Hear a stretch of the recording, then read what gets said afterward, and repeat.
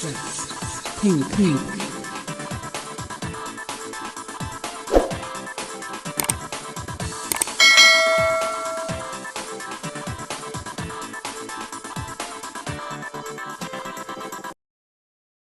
Buddha and his धम्म, बुद्ध और उनका धम्म, भाग 2, सदा के लिए अभिनिष्क्रमण। 6. समस्या की नई पृष्ठभूमि। 1. 5 परिव्राजकों द्वारा लाए गए इस समाचार ने कि शाक्य और कोलियों में युद्ध होना रुक गया था, गौतम को बड़ा बेचैन बना दिया। 2. अकेला होने पर वह बड़ी गंभीरता से सोचने लगा कि क्या अब भी परिव्राजक बने रहने का उसके लिए कोई उचित कारण रह गया है। 3.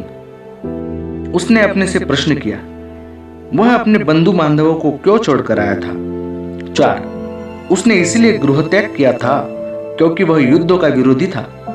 अब जबकि युद्ध समाप्त हो गया है, तब भी क्या मेरे लिए कोई समस्या शेष रह गई है? क्या युद्ध की समाप्ति के साथ साथ मेरी समस्या भी समाप्त हो गई है? 5. गहराई से सोचने पर उसे उत्तर मिला, नहीं। 6. युद्ध की समस्या अनिवार्य तौर पर विरोध की समस्या है। यह एक बड़ी समस्या का एक अंग मात्र है। 7. यह विरोध न केवल जातियों और राजाओं में ही विद्यमान है, यह संघर्ष विद्यमान है क्षत्रियों में, ब्राह्मणों में, गृहस्थों में, माता और पुत्र में, पुत्र और माता में, पिता और पुत्र में, बहन और भाई में, तथा साथी और साथी में। 8.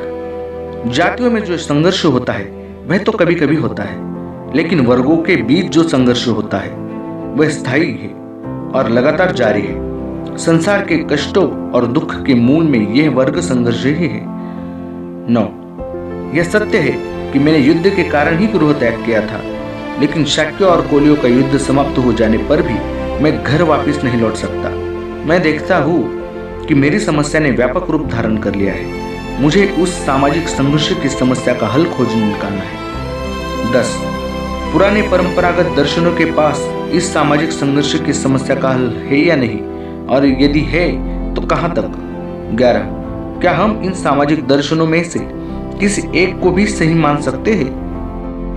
12. उसने हर परंपरा का, हर मत का स्वयं परीक्षण करने का निश्चय किया।